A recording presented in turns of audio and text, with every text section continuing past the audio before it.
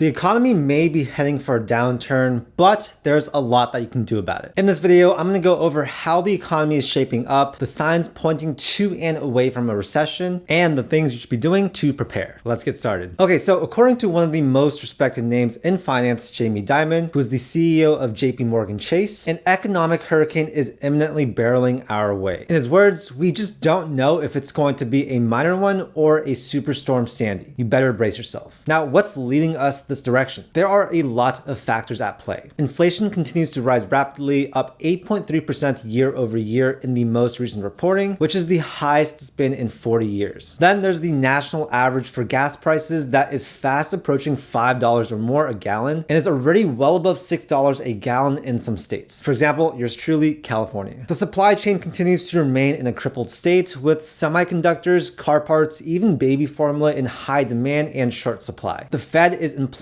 quantitative tightening to unravel its bond portfolio while increasing interest rates in an effort to combat inflation and soaring home prices. This would put upward pressure on real yields, which in turn makes stocks less attractive investments. They're basically reducing the amount of money floating around in the economy, which is exactly opposite what they did during the pandemic with all these stimulus measures. New COVID variants and unpredictable spikes in infection continue to cast a shadow over all sectors, particularly the service industries that are heavily reliant on a consistent, stable workforce. And the threat of nuclear warfare is as real as it has been since the thick of the Cold War, as the conflict in Ukraine continues, creating a ripple effect across the global economy. And it's not just affecting us. This is a global problem, and the World Bank just issued a dire warning that the global economy could be heading towards 1970s-style stagflation, with years of continually rising prices coupled with lackluster growth ahead. It's no wonder then that experts think the cash buffers and investment portfolios that many Americans built up over the course of the pandemic are in a position to possibly be wiped out entirely. Even though Americans were saving a record high of 33% of their after-tax income in April 2020, as pent-up demand was unleashed with portions of the economy beginning to reopen in 2021 with the introduction of the COVID vaccines, by January of this year, Americans were saving just 6.4% of their after-tax income, which are the lowest levels we've seen since 2013. So obviously, this is super scary because I can totally envision an economy where people are getting so burnt out with rising prices, but with stagnant wages. And then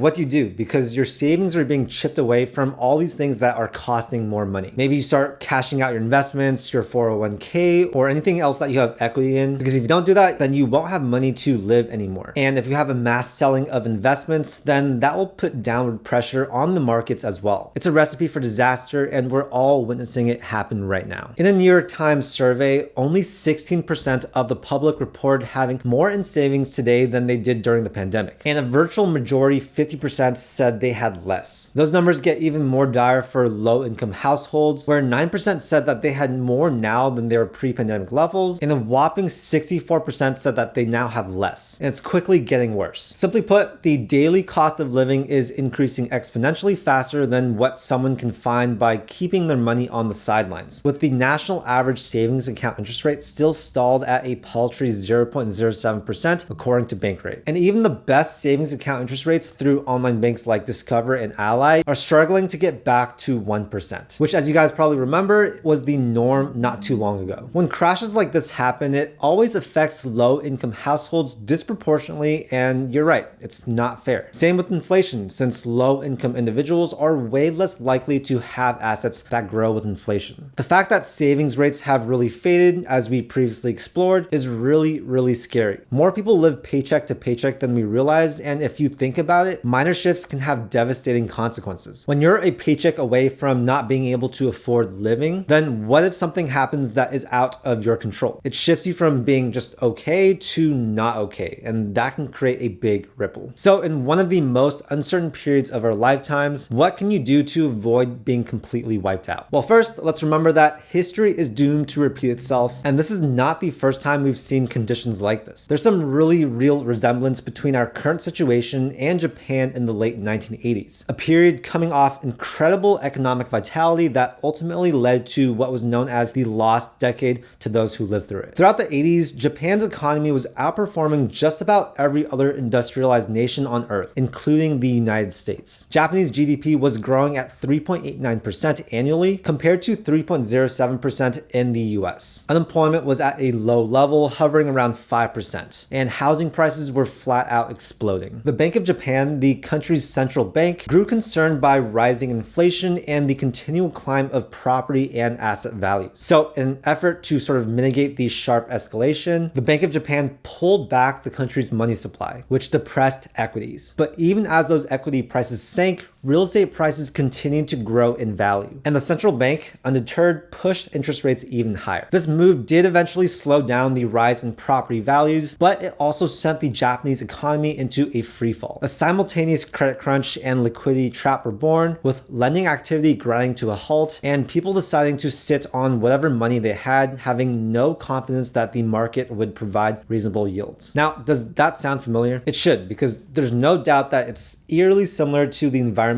we find ourselves in today in the United States. In Japan's case, this series of events led to a near collapse of their markets, with equities dropping some 60% between 1989 and 1992, and land values plummeting a jaw-dropping 70% through 2001. A decade is a long time to endure in an economy where returns are nearly impossible to find. But Japan's case was extreme, and there's no guarantee that that's what's going to happen in today's environment. I definitely don't think it's going to happen this severely, not even close. But it is something we need to keep in the back of our minds. In fact, dating back to 1857, the average length of a recession in the US, loosely defined as 2 straight quarters with contracting GDP, is less than 17.5 months. And dating back to 1929, the average length of a bear market, defined by an index dropping at least 20% from its most recent high, is just shy of 290 days or 9.5 months. There have been almost 50 US recessions since the inception of the United States, only 15 of which have occurred since 1929. And the most recent, the COVID recession of 2020, was in fact the shortest in history, lasting just 2 months. Layered within those recessions have been 26 bear markets, also dating back to 1929. And again, 2020 marked the shortest bear market in history, a shocking 33 days, with the S&P shedding 34% in a 1-month period between February and March 2020, before beginning a historic rally that carried us through 2021. This is all to say that we've been here before. When you look around, there is more wealth available today than ever. It's just not with the majority of Americans. And that wealth will still exist for those who play their cards right when we come out of the other side with this current period of uncertainty. Despite all the instability I just mentioned, since the introduction of the S&P 500 in 1957, it has returned an incredible average of 10.7% per year. The lifeboat solution to Jamie Dimon's stormy outlook is a lot more simple than you'd think. It's been validated by study after study for a century. Invest in a diversified portfolio and hold that portfolio as long as you can, letting your money work for you over a sizable investment horizon. Better yet, when the market is depressed, you are actually getting more value for every dollar you invest. Instead of having to pay an all-time high premium for a share of an S&P 500 ETF at the start of this calendar year, you can now get that exact same diversified basket of goods at a discount of 15% or more. And with nearly 70 years of history telling you that basket of goods will average a 10.7% annual return if you hold on to it for a while, I personally think that it's a no-brainer. Sadly, like I mentioned before, these types of downturns have a tendency to disproportionately affect those in the lowest income group. This group, who needs liquidity the most, is more likely to overreact by selling their investments to get cash to pay for their day-to-day needs and expenses, or to just calm their own fears. And they do this at the exact time they should be just investing more and buying the dip, locking in that discount. They leave tens of thousands of dollars or more on the table in the process. It's just a fact, the poor aren't able to remain in the market for as long as people with extra funds available, and that just kills the compound growth. There's a reason the classic buy and hold strategy has been touted by some of the greatest investment minds on the planet. For example, Warren Buffett, Benjamin Graham, Jack Bogle, and Peter Lynch, because it actually works. In an environment like this one, the dollar cost average buy and hold is hands down the best approach. Pick ETFs that mirror the entire stock market and major indexes, seek haven in virtually risk-free Series I bonds from the US Treasury, where they're currently paying a yield of 9.62% on up to $10,000 a year. And yeah, explore some alternatives like maybe crypto, real estate, and whatever assets you believe in. A lot of these things are down from previous highs right now, besides of course real estate. But yeah, that just means that today is probably a better time to buy those those than it was yesterday. Buy in as frequently as you can, and with time, you will look back at today's current uncertainty as one of the best investment opportunities you've ever had. Of course, the market may continue to drop, but you can't predict that stuff. And really the safest thing, the most proven thing, is just to be invested for as long as you can. Overall, you guys, when investing becomes hard, it's usually a sign that you're going against the grain. And that itself usually means you're moving in the opposite direction of everyone else. I'll leave it up to you to decide if that's a positive or a negative. I know I didn't touch on entrepreneurship in this video, but that also plays an integral role in being able to supplement your current income, or at least raise the ceiling of what you're able to make. My biggest passion in life is teaching people how to pursue side hustles. So if you want to learn more, I really encourage you to check out my other videos about entrepreneurship. So in summary, the things you can do now are different depending on your current wealth level. For everyone, stay up to date on what's happening in the economy and the factors influencing it. For the already rich, dollar cost average and invest in the right things. For the middle class, dollar cost average and pursue side hustles. For the lower income viewers, find creative ways to lower your expenses, dollar cost average if you can, and pursue a side hustle to make more money. I hope you guys walk away with some ideas on how you can avoid being wiped out if we do enter a prolonged recession or a bear market. It's a scary time and things are constantly evolving, but with the right preparation, you can come out ahead stronger than ever. I hope you guys enjoyed the video, and if you guys did, make sure to share with a friend and like and subscribe for more content just like this. I make a ton of videos about personal finance, investing, and entrepreneurship. Thank you so much for your time, and I'll see you in the next video.